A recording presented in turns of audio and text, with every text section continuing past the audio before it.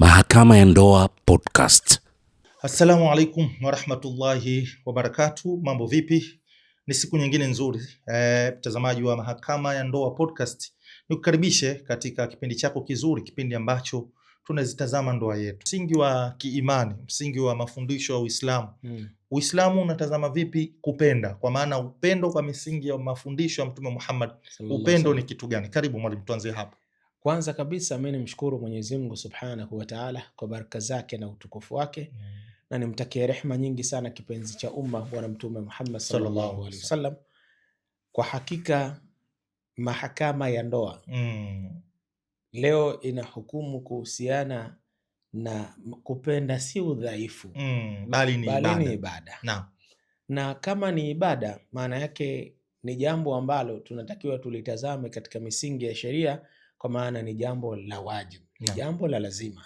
Kupenda ni katika kitu ahamu, ni katika kitu ambacho kimsingi dunia yote unayoiona haiwezi kusimama vizuri isipokuwa kama watu hawatokuwa na kitu kinachoitwa mapenzi. Na ili ufanikiwe katika dunia yako, maana yake hata kule kufanya ibada zako, manake moja katika jambo kubwa sana ni kumpenda Mwenyezi Mungu Subhanahu wa Ta'ala. Manake ukimpenda Allah ndio utafanya ibada ukiwa unataraji malipo kutoka kwake. Sahihi. Manake huwezi kuwa unajifanyia tu, la, manake lazima umpende Allah tabaraka wa Ta'ala. Ukimpenda Allah manake unapata faida na unapata khairi kubwa sana katika ibada zako.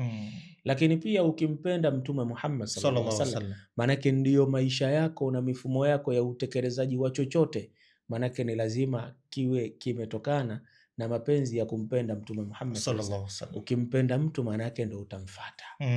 Kwa manake mapenzi yamegawanyika katika takriban kama sampuli 3 mpaka sampuli 4. Lakini kuna mapenzi ya kumpenda Mwenyezi Mungu Subhanahu wa Ta'ala, ndio mapenzi makubwa. Kwa maana hili ndio litakuwa litangulie. Hili ndio la kwanza.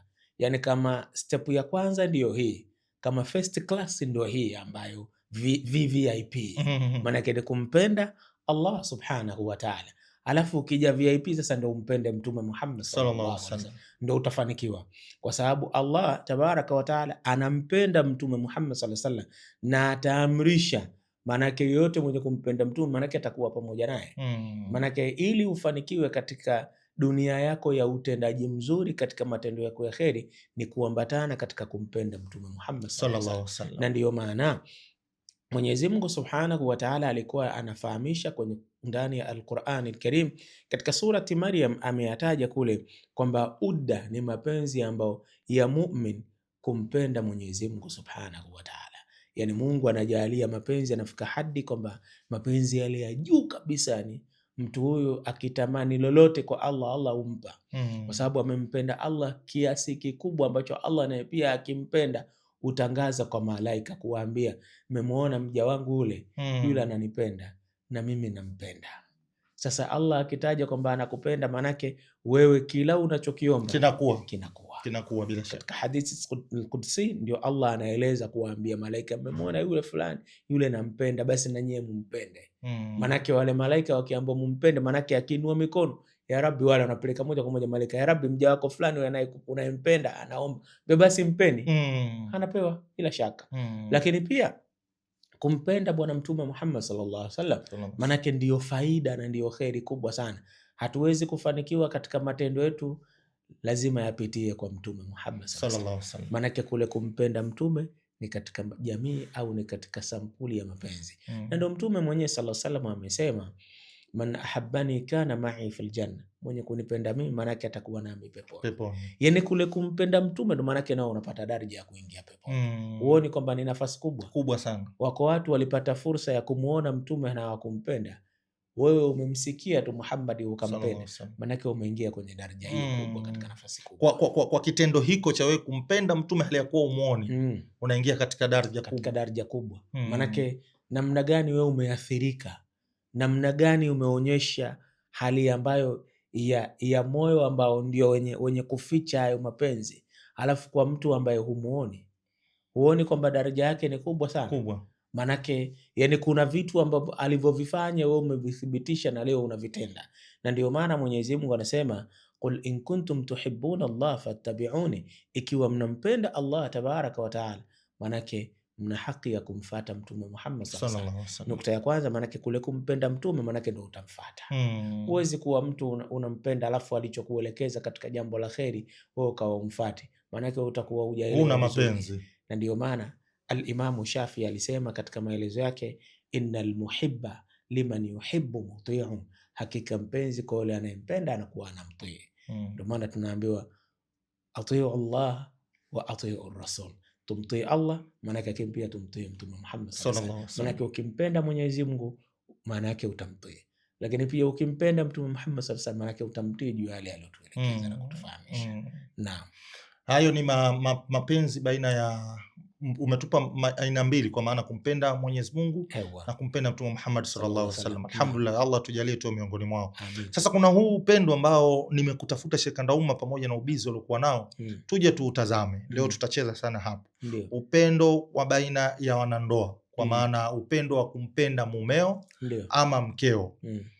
Kuna watu Sheikh Kandauma, kitendo cha kudhihirisha mapenzi kwa wanaowapenda kwao ni mtihani, kwa maana wanaogopa pengine wataonekana wao mume bwege, kashikwa, ama hata yule mkeo aliokuwa naye ndani pia anaweza kumuona, mimi nikimwonyesha mapenzi huyu atanitawala. Hii Uislamu unatuambiaje kumwonyesha mapenzi unayempenda?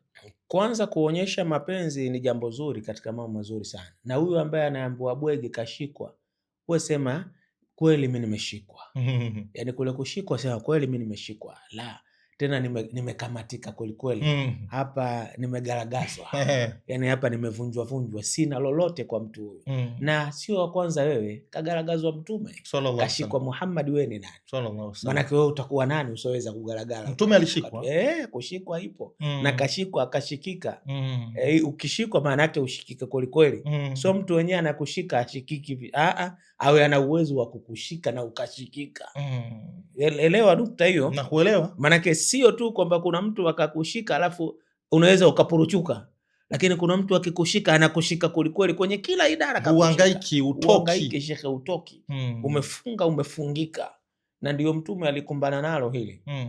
Maana yake alidhihirisha mapenzi yake, tena mapenzi makubwa alipokuwa na Khadija.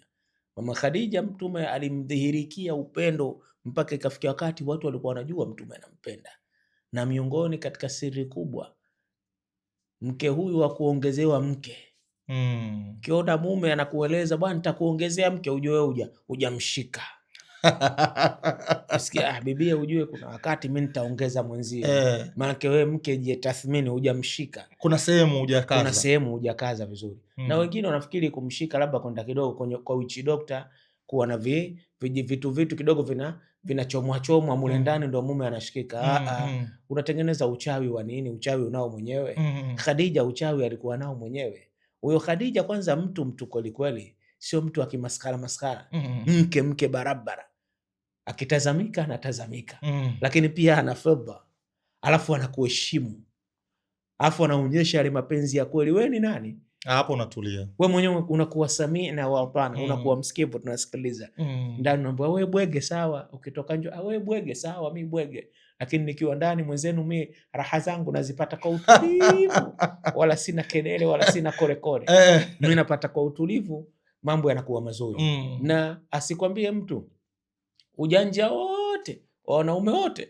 Sikia nje tu, kuna mtu nje huko anakoloma, anajitia bouncer, mimi mandonga anapiga ngumi mie na nini eka mimi bouncer, lakini akiingia ndani kukifungwa mlango yuko na mwenzie ambaye anamweza kamshika, anakuwa bibie tulia basi, mambo ya uzuri. Na hiyo ndio raha na ndio utamu. Onyesha mapenzi kwa yule unayempenda. Mume aonyeshe mapenzi, mke aonyeshe mapenzi, si udhalili. Mke aonyeshe kwamba mume wangu mimi nampenda. Khadija alionyesha kwamba anampenda Mtume Muhammad sallallahu alaihi wasallam. Mtume ya kumuongezea mke. Khadija kapata nafasi ya kuzaa watoto wengi, na Mtume katu abadan akusema kwamba anathubutu sikumwambia mke mwingine. Khadija kakaa kanyoka. Mahakama ya Ndoa Podcast.